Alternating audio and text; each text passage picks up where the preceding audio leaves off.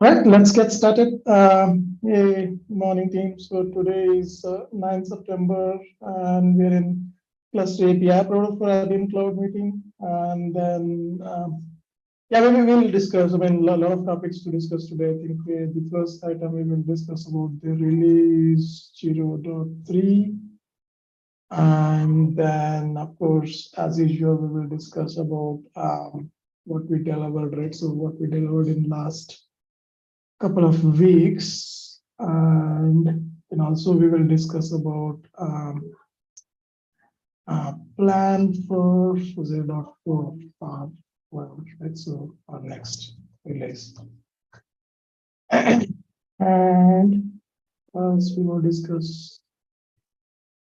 Yeah, so let's get started. We will first get into the released version. So 0.3.0 got released last week, and then I mean, like, I have not listed each and every changes we pushed into the release. So the list is really huge, but just for like I just mentioned the main important features what we delivered part of this release, and then of course there are some of these other fixes what we delivered. I mentioned in that other important fix section.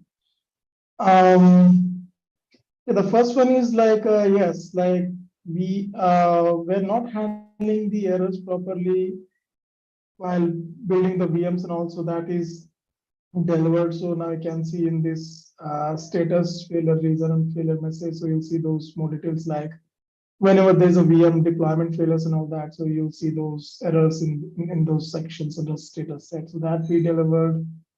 And then there are quite a few spec variables we exposed in both VPC and then Power BS, I believe.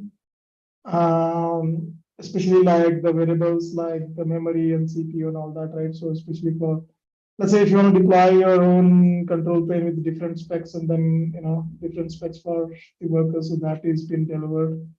So now users can really tune these parameters based on their needs. I think we also updated the docs also with these specs. So that one. And service endpoint we delivered. So this is mainly for overriding. Let's say if you want to overriding FT endpoints to your custom one. So this is mainly used for testing your provider in staging sort of environment. So our development environment, right? So where you're proxying some of these APIs via some private network and all that, right? So that's really possible with this new change. And then we also updated our docs for this, I think. So yeah, so in a tilt also we have updated what sort of a documentation you can basically, like you can mention, like the region, and then the service, and then URI you want to use it for that region and all that, right? So and then yeah, so for example VPC, if you want to use this, so all that is possible now. I mean, how to expose and then use while creating the cluster. So this is a way, so you can do all this. So book is updated, and then please go to doc and for the more information. So it's useful for the development purpose. If you're running something in staging. All right. So yeah, I mean, we added the new power image as well, so that we are publishing the docs. So this is 1.24. Of course, the 1.25 is got released. So yeah, for that also we need to create a sort of item for publishing image for 1.25. Maybe let me create right away before I did.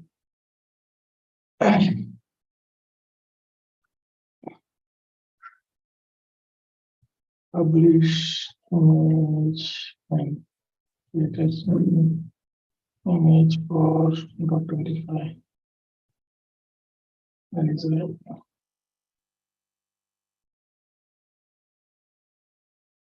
So yeah, right now we are publishing only for Power BS. So in future we will also see if we can publish for the VPC. That we will. Okay. At the moment, it is all about Power BS.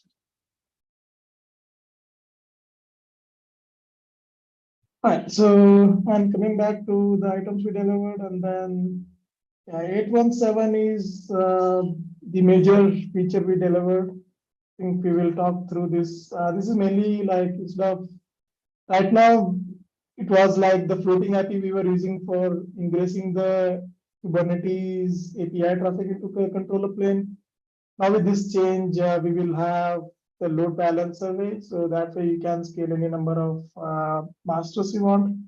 Earlier, like we had restriction of like yeah, I mean like basically it is the floating point IP was let's just flipping from one master to other.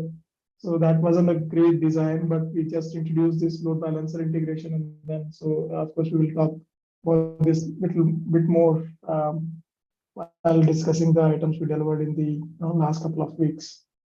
But yeah, I mean, there are a lot of other features went in, like, sorry, fixes went in. The UT coverage is one, so we did fantastic job there. So now we have, we were close to 80%, if I'm not wrong. Like with recent changes, hope it will be still will be around 80%. Let me check quickly. I'm sure.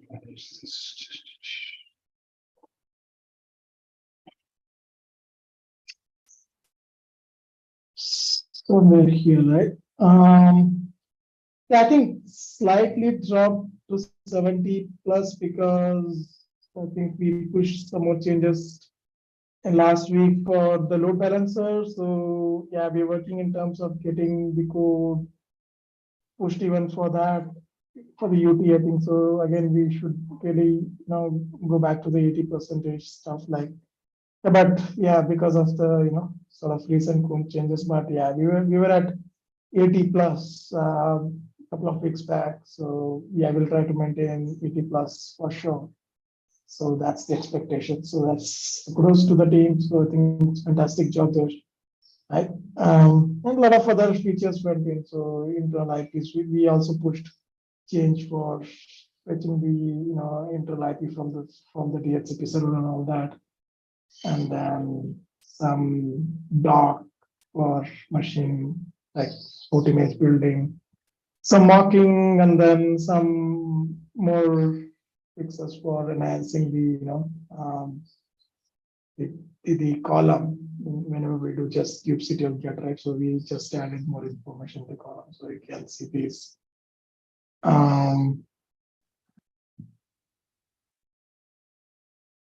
Yeah, so I think after fixing, yeah, let's see some of these additional columns like machines and all that.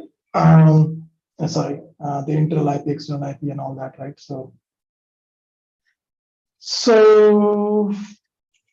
that's there, and then we also did some machine health check, work for especially for E2E tests.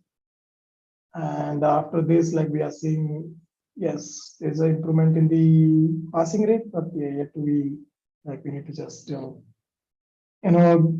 still with there's a scope for improvement. So we are working on that. So that's a good progress. And there's also test coverage.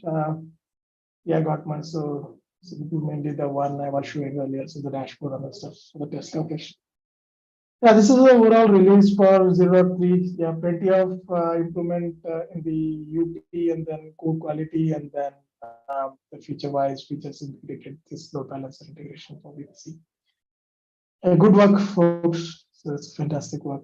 So anything else like you want to cover? Like, not sure if I hope I covered most of it. So anything you think like we missed covering in this?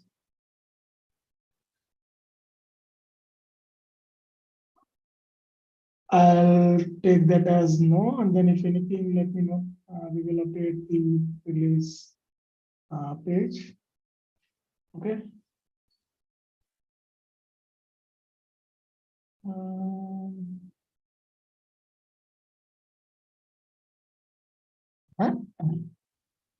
So going back to agenda, what delivered in last 10 weeks, right? So in last meeting we conducted is on July 15th.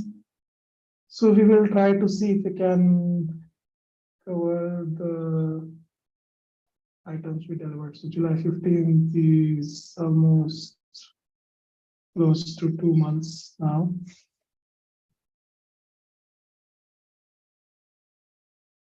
We will see what we can cover. Yeah, so there is this one important fix we delivered. Part of the cleanup thing is like now we are not using this obvious utils package anymore. Earlier we used to use this obvious util package for sort of knowing the regions and then whatnot. So with the latest change in the Power Go client, it's not really required anymore. So you don't need to specify the region option anymore. So we just stopped, sort of deriving the region from the zone and then whatnot. So we were using the obvious util package for that, so that we are kind of removing that. So we don't need that anymore. So we also have small code written in the wherever required. We just have one small code written for deriving that ourselves. So wherever else like we are using that functionality. So it's one less headache now in the Go mod. So that's the great news. All right. Then plus the API we shifted to 1.2, and also like I think 1.2.1 is the latest one we are using. I think. And bunch of dependencies and a bunch of like the Golang update, and then we also kind of fix some mocking, and then what's this? Yeah, so update for the Golang CI, and then yeah, basically for the linting part, we fixed it. Yeah, some bug fix, small bug fixes, and then of course some added UT coverage.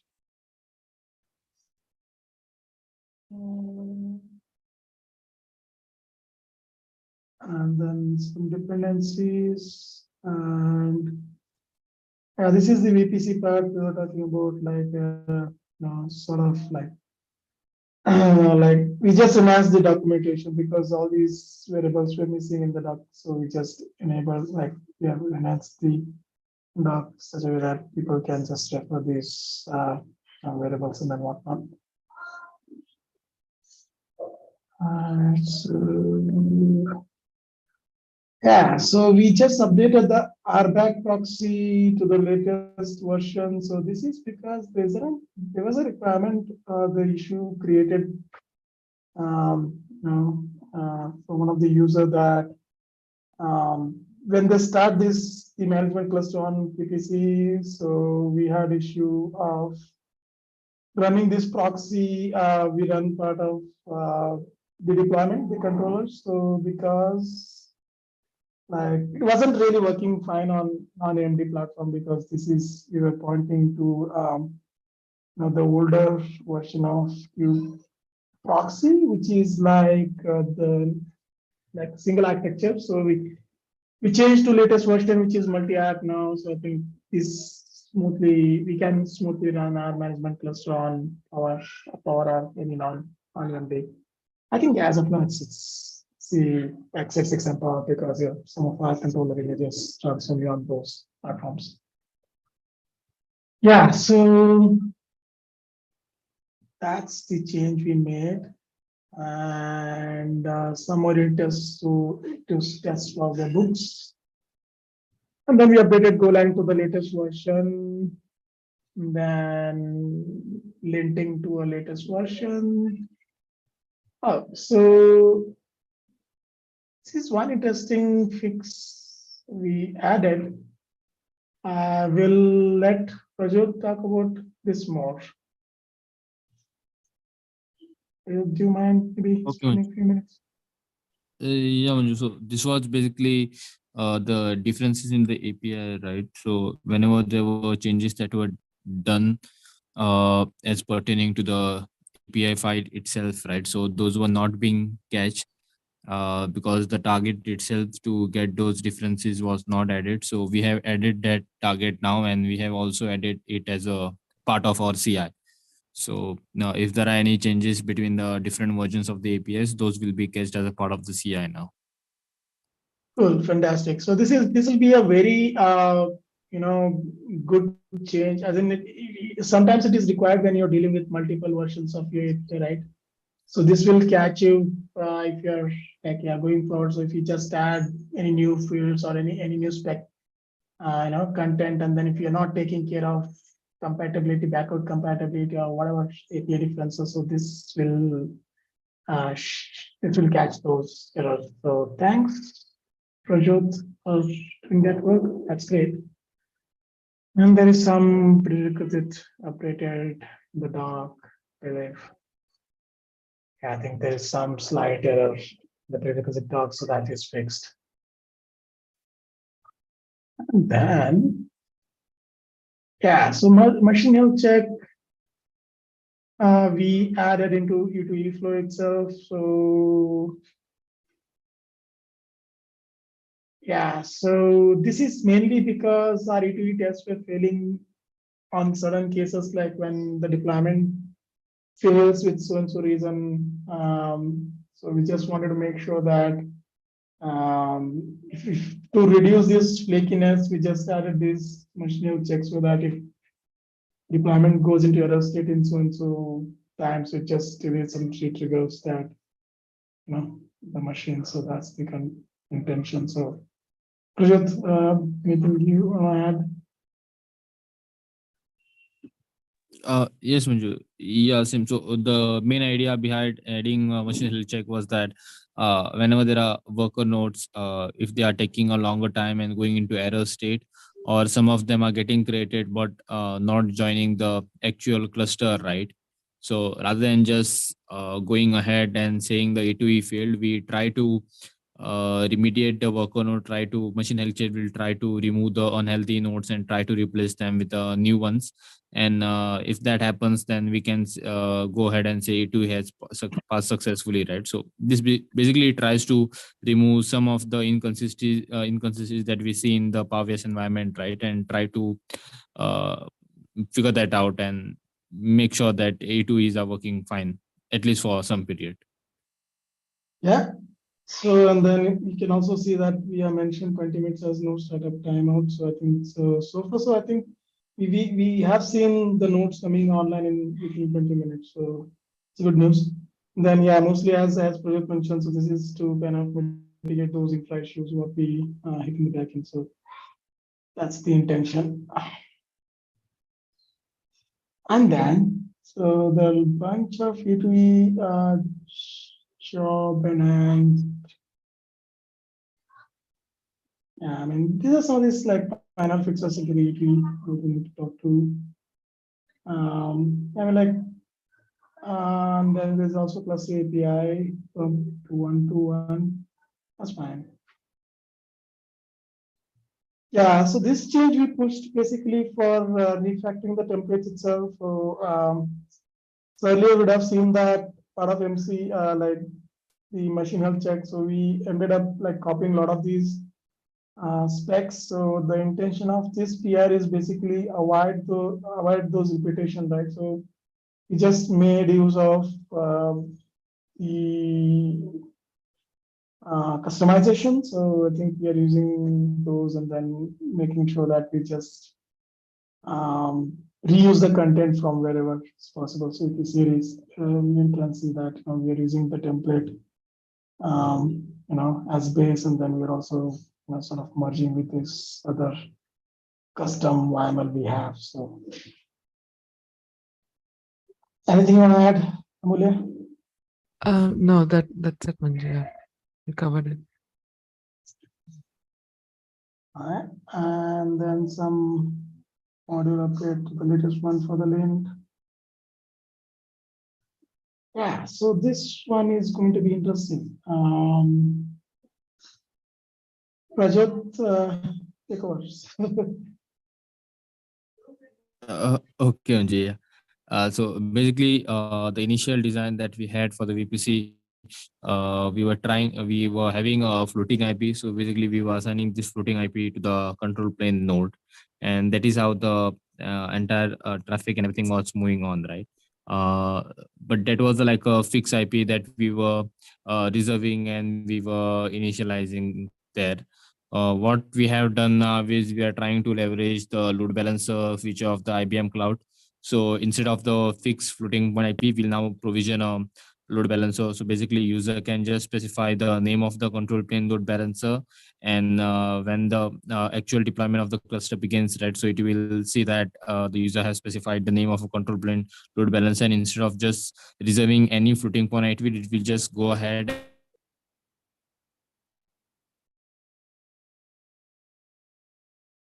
its Prajot, provision. So whichever the control plane nodes that we have, so the master nodes that we have. Uh, yes, Manju. this. Can you hear me? No, yes, we can hear you now. So there was like a 2 minute, not two, maybe 2, 3 seconds. We lost you, but it's fine. You can go ahead. Now we can hear you. Okay, is it fine now? Yeah, it's fine. Okay, so I was saying then that normally we used to have a floating IP that was being reserved and used as a part of control plane, right, to direct the traffic. But now we'll be using the load balancer feature of IBM Cloud. So here, once the name of the control plane load balancer is specified as part of the deployment of a cluster, so once that is done, a new load balancer provisioning will happen. And when we say provisioning of load balancer, we will actually go ahead and create a load balancer. And as a part of that load balancer, we'll also create the minimum required pools, right? So we'll create a pool, then we'll add those members. So when you say we'll add those members, so basically what we are doing is we are attaching the actual control plane node of that particular cluster, right, to those pools and the related ports that we want to be exposed, right? So right now we have 6443. So that is the default port for the Kubernetes API server, right? So where uh, the traffic goes via that. So currently we have just one port. So also we have provision like in future we want to have user defined ports and multiple ports, how we can add it. But for now we are sticking to just one default port that we have. And also there are the few functions that we can see right here. So basically every time we create a load balancer, we try to also ensure that there is no already existing load balancer that has been created. Also at the same time, we have to check the status of the load balancer, right, that is being created. So normally if a load balancer can have an active state and a multiple other states, right? So normally when it is an active state, you can perform any kind of update or update operation on top of that, right? So if it is in some other state, then basically it is like in a pending state. So you'll have to again reconcile and wait for it to get back in the active state. Yeah. And also, as you can see here, like we are getting the load balancer state, right? So unless and until we know that the load balancer is an active state, we won't go ahead and set our cluster state to ready. So that means our cluster is not yet ready for to go ahead and add those, create those rest of the machines also, right? So we ensure that before we create our first control plane node, our load balancer is actually in a ready state. So this is what is being done here. And in the machines also, we try to ensure the same, right? So when we create the actual control plane nodes over there, we first ensure that if it is a control plane node, we ensure that the load balancer that we have created is in active state, and we directly add that machine to the list of members in the that load balancer pool, right? And at the same time assign the ID and the address that comes with that load balancer, instead of just assigning the floating point ID that we were doing earlier. And yeah, as you can see here, we are creating those pool members. So for each of the control plane, we'll basically add that. So when we say pool member, this is basically like attaching that particular machine to that load balancer. So that is being done as part of this function. Yeah.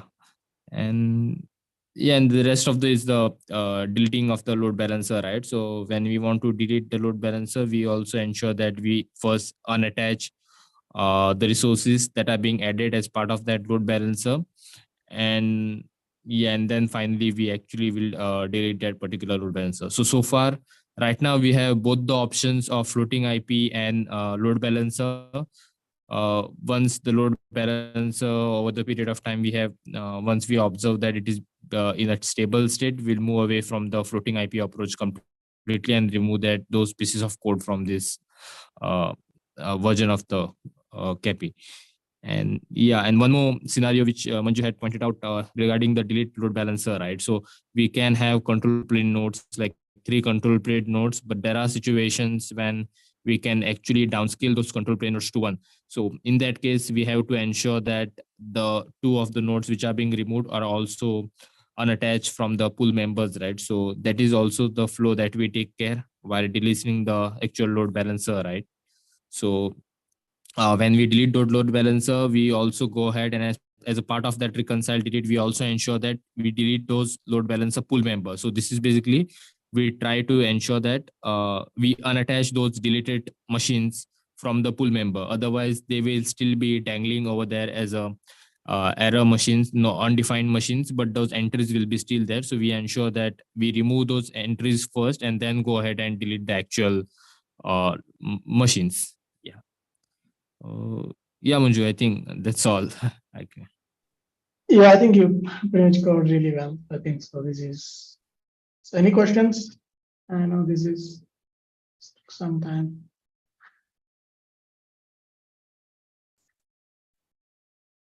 Yeah, I think, see, as of now, we don't have the templates created. So yeah, so we are going to create those templates.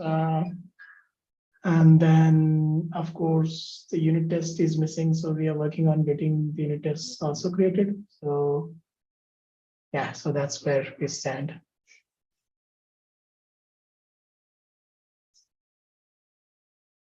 No further questions. Service endpoints, I think I already kind of explained this. Oh, no, this is a bug. Okay. So, Rajat, you want to talk about this bug? Yeah. Okay, Manju. So, what we have observed that after cutting out the new release, right? So, what was happening was service endpoint that has been introduced is being considered as a mandatory field.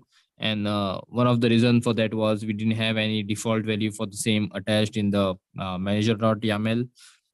So now the fix or a workaround kind of around that is that we are trying to have uh, a default value saying none as a keyword attached to that particular variable, so that whenever we try to use the newer releases, right, going ahead, it would be considered as a mandatory field because it will have some default value attached to it. And also in the checks, we are checking if it is equivalent to that default value, just return nil, so don't do anything. So just trying to avoid making it a required variable and converting it to an optional variable here. Yeah, so otherwise, it is to expect like some value. So I think we thought this fix, the user would have to like do something like this and then create the cluster. So that was the sort of unaudited thing what we tried solving here. And also, I think this is what the pattern we also following in E2E tests, if I'm not wrong, Amarle. So maybe I think you can remove those service endpoints from E2E tests. We clean here. Oh, yeah. Okay, I'll check that one. Yeah.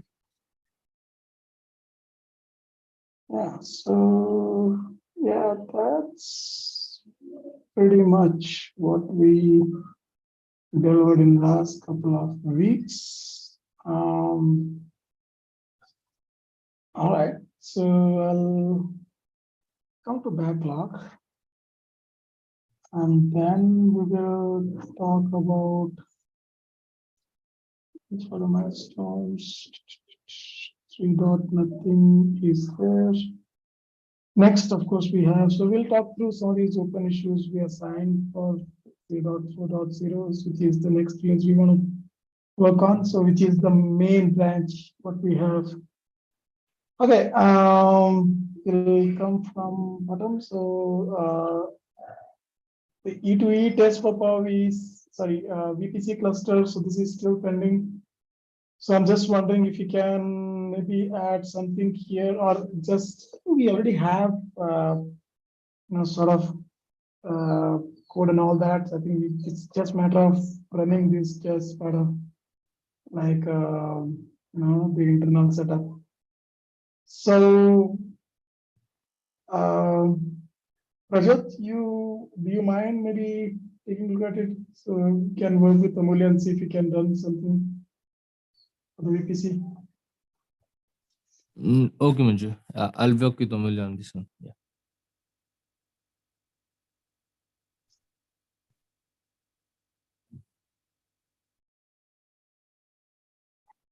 And then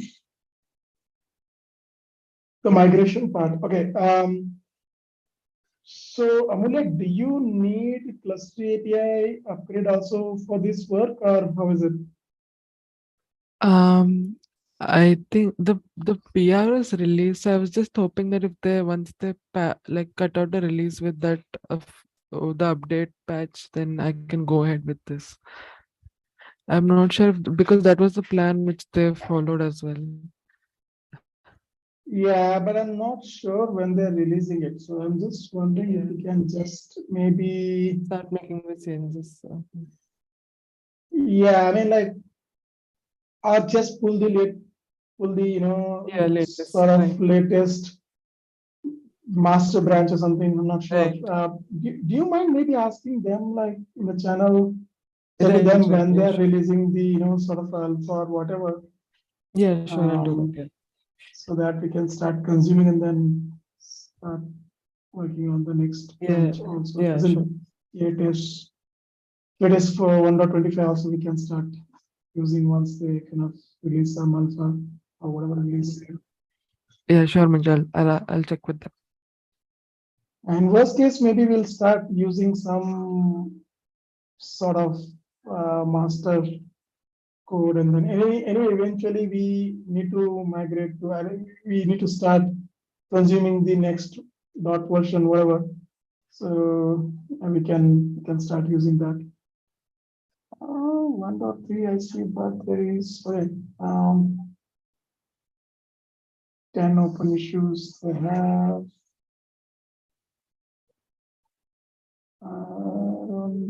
No, when they're releasing. But anyway, I think we can ask them, and then worst case we can start using the master in branch. Okay, yeah.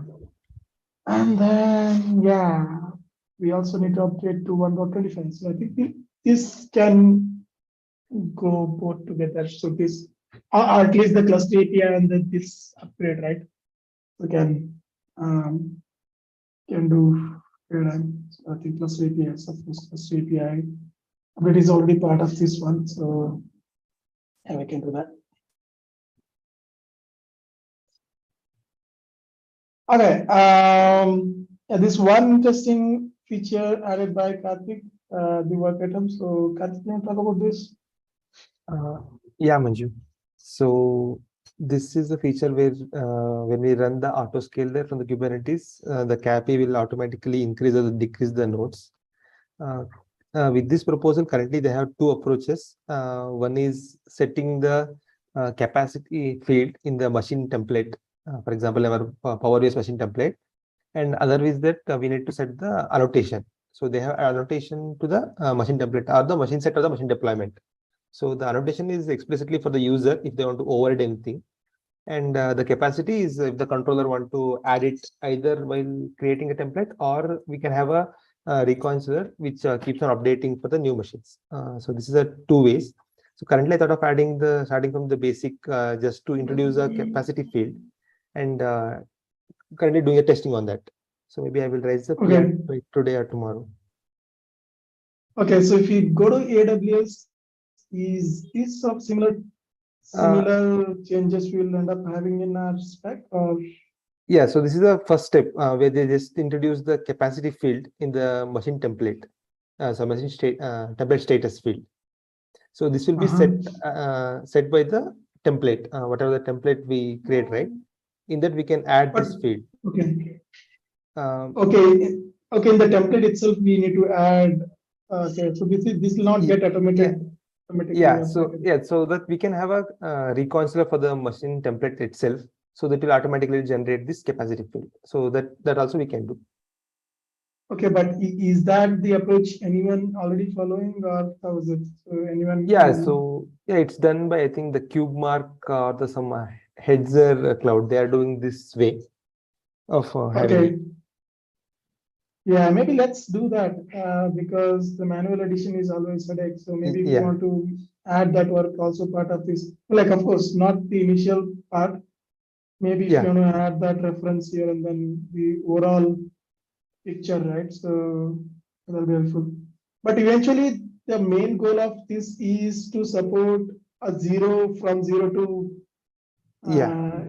right? As in, so if there is no workload need to be run, then there is a capacity we can scale down workers to zero, and then so that's the intention, right? Yes. Yes. And even without this, the autoscaler works, but the only intention is the zero from scaling from zero is what. Yeah, but without this, I think autoscale may not work because it is particularly depend on this annotation for the CAPI. Yeah. If you add this annotation, it will work. Yeah. So that's the prerequisite anyway, right? For Yeah. the autoscaler to work, we just need to add Yes. not these, but I think those max node and min node is the one. Yes. Required, if I'm not wrong. Yeah. So yeah, it's another important, interesting, sort of concept what I have in autoscaler. So they expect, I think this is where they have different providers, and like cluster API is another, sort of provider in under this cluster scaler. And yeah, so these are like, I think these are the two fields we were talking about, right? So the min and Yes. max. Yeah. So yeah, based on the cluster state, for example, let's say you have a lot of these pods, unscheduled pods, and then looking for the new nodes and all that. So if your cluster needs the additional capacity, it will just go and scale. As in the replica in the machine deployment is just one scale up. So that's what the sort of behavior it does got. And then it depends on these are like upper and lower limit, right? For example, like let's say your replica set right now is like maybe let's say 2 initial replica set of your workers, and then if you set maximum as 5, no matter what, if the demand increases, so it never crosses 5 in worker nodes. But yeah, if there is let's say if you have worker nodes as 2, and then if there is a scope, the lot of pods pending for new nodes, so then based on the demand, so the autoscaler will scale these, the replica to the next. Like for example, 2 to 3, it will just increase. Then if there is nothing running, if you don't need a node, so it will just scale down to whatever minimum. I think here it is 0 is like something for the 0 autoscaling, but yeah, otherwise it doesn't really work if you, I mean, the work, whatever the Karthik mentioned here. So without this, you cannot scale your nodes to 0. So that's the intention, I feel. Yeah, this is going to be interesting. So let's see. Yeah, so this unit test return, like the task created for unit test, and then templates as well. And then the recent one I created for publishing the Kubernetes node image for 1.25 release. So some of these work items are 4.2.4, and there are few more other tasks also we can bring in. Instrumentation, this is a long pending item. So we need to work on that. I would say we should start looking at this. Machine check is done, and machine set is also almost done because machine set will get created for the machine deployment. But the cluster class is something we just need to explore because this cluster class is also somehow uh, getting used in autoscaler sort of thing. So I believe it is not really a mandatory thing right now, right? I think Yeah, Manju, it's not a mandatory. yeah, but it is good to have cluster class for the autoscaler, right? Yeah, I think Yeah, so instead of you meant machine pool over there instead of machine set. I think Manju. I think they have something called machine pool as well in cluster. oh API. yeah. Or, yeah, I mean, there's a lot of confusion. So maybe, yeah, so I think, yeah, we'll have to explore if anything else we need to, machine pool, I believe.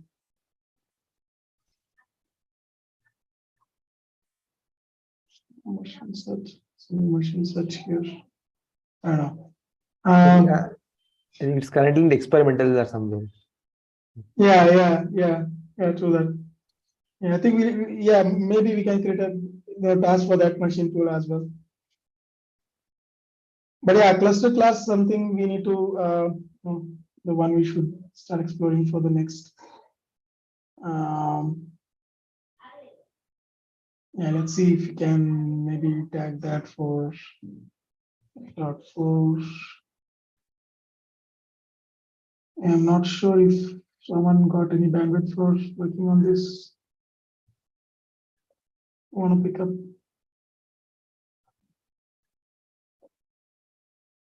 Yeah, we will see. Like we'll just try to finish whatever work we have, and then eventually we can use this.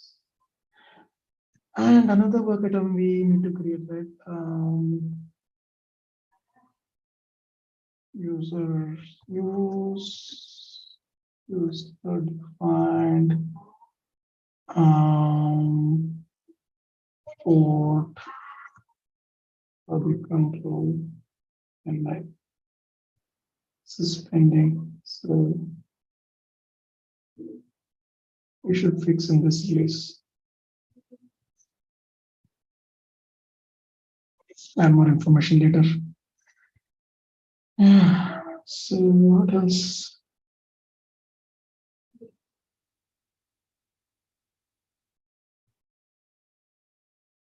Anything else we can take it from next? Finance to use image import. And this is another simple test case. Not sure, Shamali, do you have any bandwidth for this next couple of months for this one? Yeah. In next couple of months, I can pick it up. In the coming days, I can definitely pick it up.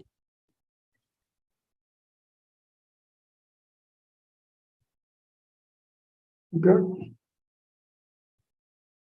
Next, these two items, yes, definitely need a lot of brainstorming. So I think we will pack it for some time. So we'll revisit. All right, so that's pretty much what I wanted to discuss. Anything else? Yeah, Manju. Actually, I think recently they have added something for the logging guidelines in the cluster API. So going forward, I think if you also follow the same thing, it will be good. I think. Do you have an item handy, by sense? Maybe I can share that. Yeah, do you want to share your screen or? No, I will share that the link. Okay, yeah, sure, let's do that. Maybe post it in the chat.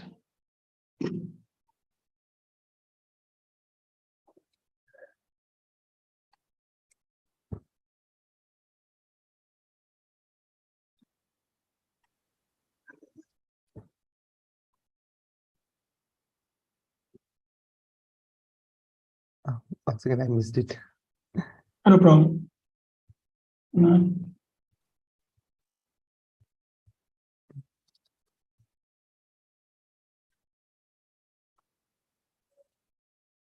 And also, like, we need to start looking at if anything new coming up here in this.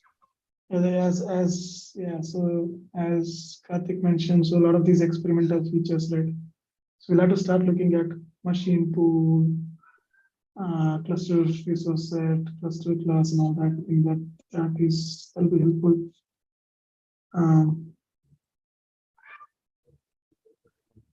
Honestly, I'm not sure what is this.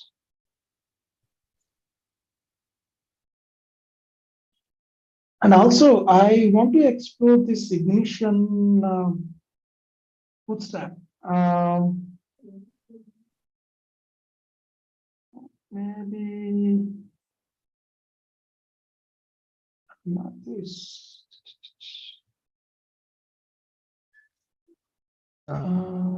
Yeah, so the ignition stuff, right?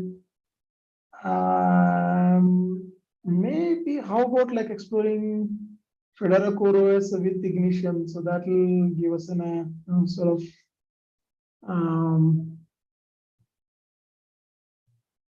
like, yeah, maybe we'll get started with the VPC. This is one item I just want to explore again. I'll just create an item for that. Just before I forget.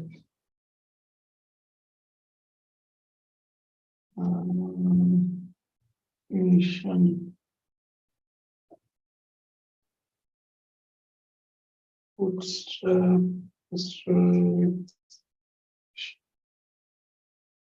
So this will give us a confidence, these ignition script books and all that. I think I'll just mention the link here.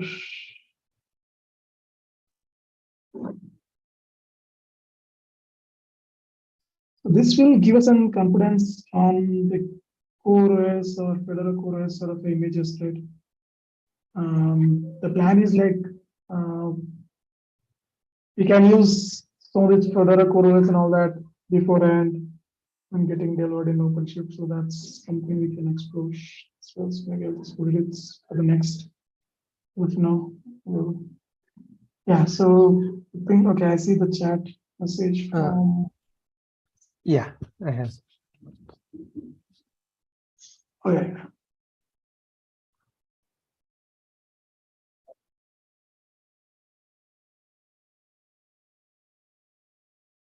Stress for this will provide including logs that for assigned developers not for end users. Okay.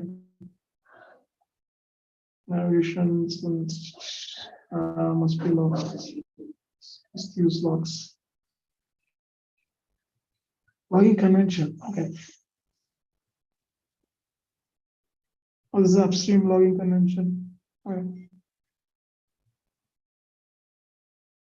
Format. So yeah. So I think this is good content. One thing maybe so, Karthik, do you think this should be like I see some structured logging and all that? So do you think like there's amount of work we need to do like refactoring our logs for this or? Yeah, I think if we follow that, we may need to refactor our logs. Okay. Even I see many peers in CAP repository itself to refactor. Okay. Follow the CAP API.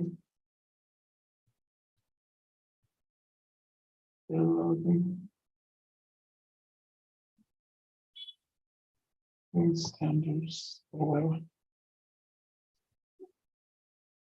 I'm creating a placeholder task for now.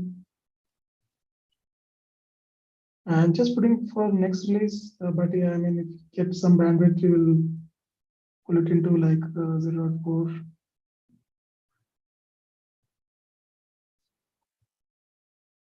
Yeah, so start feeding more information. Like I think if you have any more information, just start feeding. Yeah, content into that. All right. Anything else? Nothing from us. A good point. I think we need to start monitoring these repositories more closely and see if anything we can sort of learn and then adopt. Good. All right. I think we're almost of the hour. So I think if nothing else, that's it then. Thanks, folks. Have a nice day and weekend. Bye. Thank you. Thank you. Bye.